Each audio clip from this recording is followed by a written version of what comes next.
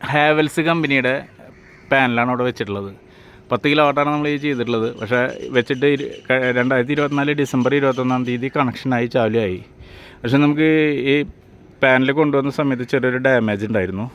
ആ damage rectify ചെയ്ത് തന്നു എന്നുള്ള വിവരം നിങ്ങളെ അറിയിക്കാനാണ് ഈ വീഡിയോ ചെയ്യുന്നത്. അതിൻ്റെ ഒപ്പം നമ്മൾ ഈ പാനൽ ഇറക്കുന്ന സമയത്ത് ശ്രദ്ധിക്കേണ്ട കാര്യങ്ങളും കൂടി അവർ വിവരിച്ച് തന്നിരുന്നു. ട്രാൻസ്പോർട്ടേഷൻ ടൈമിലുണ്ടായ ഡാമേജ് ആയിരുന്നു. ആ ഡാമേജ് അവർ പരിഹരിച്ച് തന്നിട്ടുണ്ട്.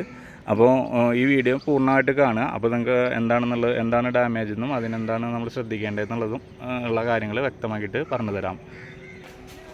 10 കിലോ വാട്ടിൻ്റെ ഹാവൽസിൻ്റെ ഇൻവെർട്ടറാണ് നമ്മൾ ഇൻസ്റ്റാൾ ചെയ്തിട്ടുള്ളത്. പാനൽ ഇറക്കിയ സമയത്ത് പാനൽ ഞങ്ങൾ ഫുള്ളായിട്ട് ശ്രദ്ധിച്ചിട്ടുണ്ടായിരുന്നില്ല. ഈ കാണുന്ന ഡാമേജാണ് നമുക്ക് കണ്ടത്. അതായത് ഇതിൻ്റെ ജോയിൻറ്റുകൾ അകന്നിരിക്കുക. ഈ കാണുന്ന മാതിരി നമുക്ക് വിരൽ കടന്നു പോകാവുന്ന രീതിയിലാണ് ഇതുണ്ടായിരുന്നത്. 3 പാനൽ ഇങ്ങനെ സംഭവിച്ചിട്ടുണ്ട്. ഈ 3 പാനലും അവർ റീപ്ലേസ് ചെയ്ത് തന്നു. പക്ഷേ ഞങ്ങൾ ഇറക്കുന്ന സമയത്ത് ഈ കോർണറിൽ ഒരു കടലാസ് വെച്ചിട്ടുള്ള ലോക്ക് ഉണ്ടായിരുന്നു. ഞങ്ങളത് റിമൂവ് ചെയ്തില്ല.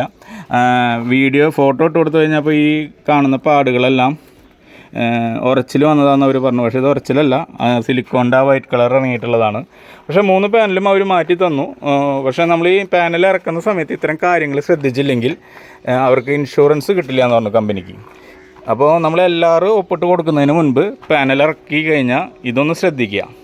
ഈ ഒരു കാര്യം ഒന്ന് ശ്രദ്ധിച്ചില്ലെങ്കിൽ നമുക്ക് പിന്നീട് മാറ്റി കിട്ടാനായിട്ട് ബുദ്ധിമുട്ടുണ്ടാകാൻ സാധ്യതയുണ്ടെന്ന് കമ്പനിയുടെ ഭാഗത്തു നിന്ന് അറിയിച്ചിട്ടുണ്ട്.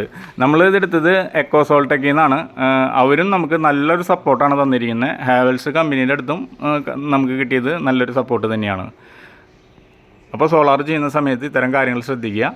ഇനിയും കൂടുതൽ വിവരങ്ങളുമായിട്ട് ഞാൻ മറ്റൊരു വീഡിയോയിലൂടെ നിങ്ങളുടെ അടുത്തിലേക്ക് എത്തുന്നതാണ്. നന്ദി, നമസ്കാരം.